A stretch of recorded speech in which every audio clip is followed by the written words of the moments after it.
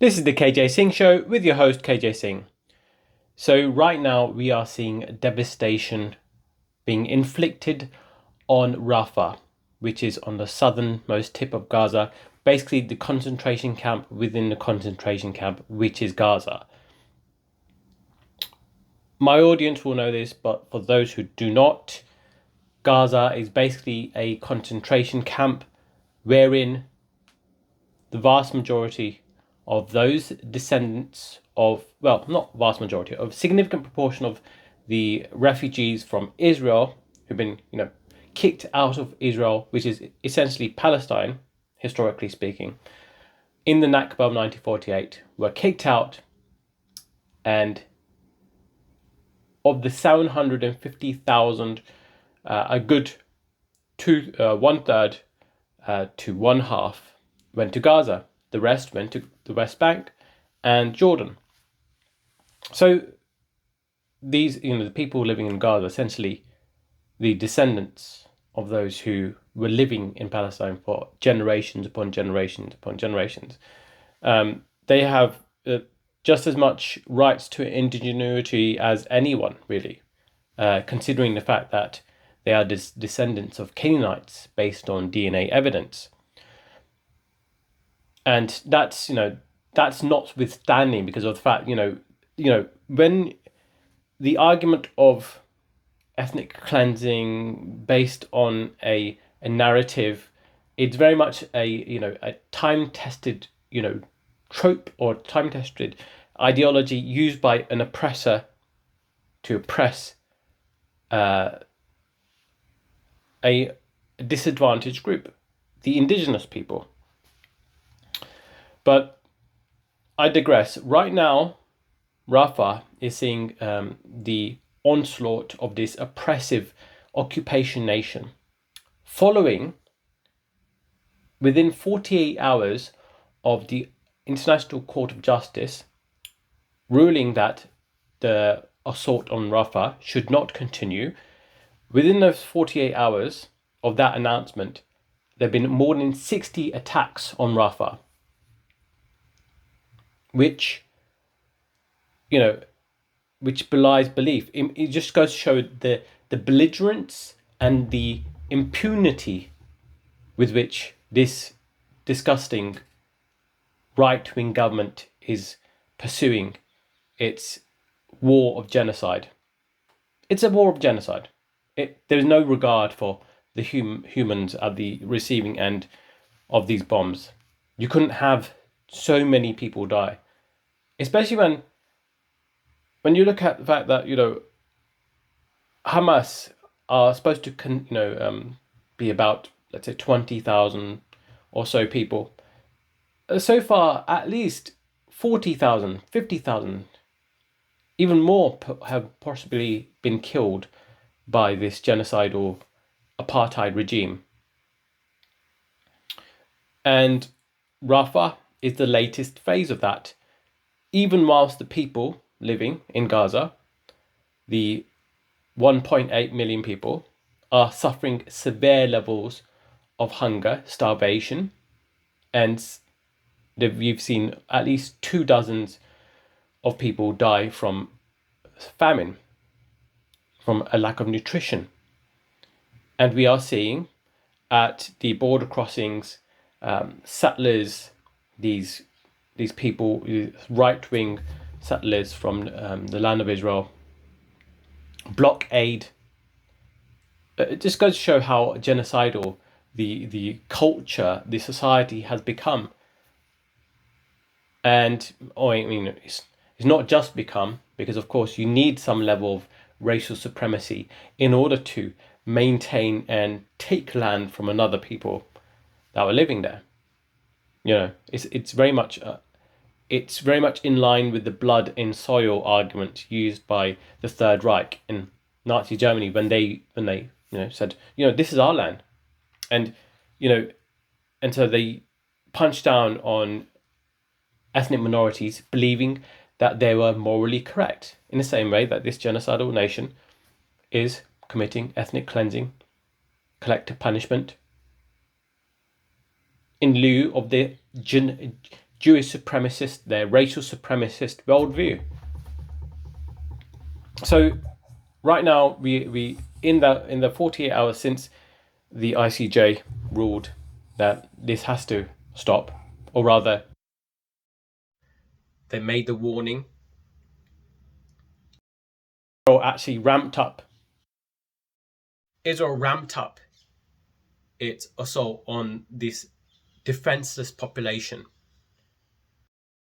Attacks in a time of 48 hours, which includes a major attack on the weekend whereby 45 people were killed, and some of you may have seen the incineration, the charred bodies, the headless body with which a man was holding his child.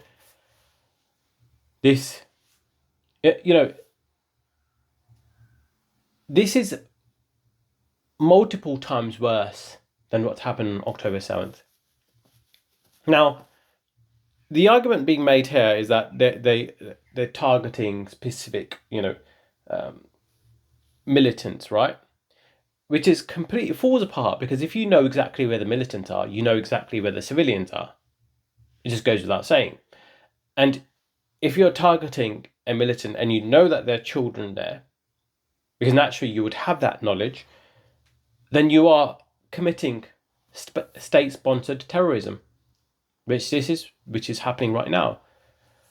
And as I speak now, tanks have reached the center of Rafah. So it's an assault on a defenseless population. And this is also a big part of the Dahiya doctrine, which is a doctrine within the Israel Defense Force, or rather Israel Diaper Force, because of course without this huge machinery they would be leaving the country. Of course, since October 7th we've seen 500,000 people leave the country, because of course it's deep down they know they are occupying a land that is not theirs, and they have the privilege of the Western mindset to just go back to wherever their families come from, and to not get any bruises or grazes from this this lesser beings which they want to subjugate, or at this point now they just want to eliminate, remove them from the land of Gaza. And any reminder of self-determination, or determination of the Palestinian people, is an affront to this genocidal, apartheid, ethnic cleansing campaign. Because of course we saw what happened in 2018 with the Great March of Return, where people who were largely peacefully protesting, they were shot in the hundreds. We saw dozens of children being killed just peacefully protesting.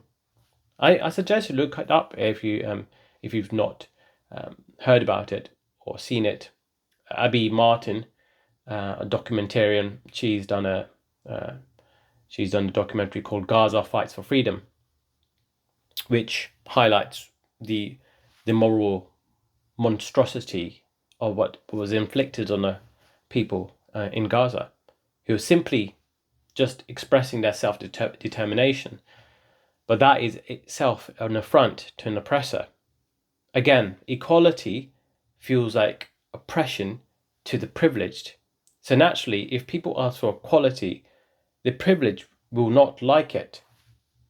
They will feel it's an affront. They'll feel like it's...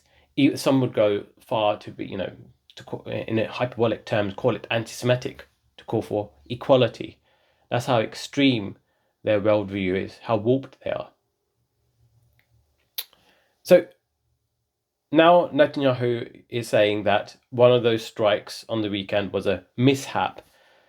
This is after 60 strikes in this defiant attack on Rafah following the ICJ ruling. So if you put all that together, there is no mishap there. This is all intentional. This is all intentional to send a message, whilst he himself can sit back and have this level of deniability by telling the mainstream news, which the mainstream news will pick up and put out, because of course the mainstream news is unquestioningly and blind to any kind of historical analysis, any kind of awareness of the situation. They will maybe mention slightly the fact that Israel lied about UNRWA having embedded with members of Hamas, because of course an independent investigation showed that there was no such evidence. But the media will just forget about it, move on. The Weld kitchen workers who were killed in a targeted attack, whereby on 3 separate occasions, 3 separate vehicles, people were targeted simply for helping the people of Gaza in their brutal near famine conditions. They're simply just making food for them. Now media has moved on for that. The media is not making the connection between, okay, this is actually a genocidal ethnic cleansing campaign. The lies are there to provide press releases for the mainstream news to put out, as to center Benjamin Netanyahu and his right-wing government and their ideology and their viewpoints, perspectives, and their lies, of course. You need lies to uphold oppression. Truth is only on the side of the oppressed, because the oppressed only have their lives to fall back on. For the oppressed, every stat is a life. For the oppressor, every stat is a inconvenience, because it makes them look bad.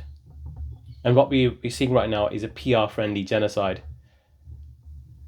And not enough people know about it or are concerned about it. Not enough people are spreading the word. And yet, the reason why Palestinian lives matter is because human lives matter. This is what we all need to understand. If their lives don't matter, then whose lives matter? And we are seeing the far right, people in the English Defence League, people in Reform, and even Conservatives and Labour Party, who want to play to this ethno-nationalism of the Israel government, because of course the far right elements of our country see what is happening. They see the kind of impunity and the power that one ethnicity has over another, and they want to replicate it in their own home countries. We need to be aware of this, what is going on.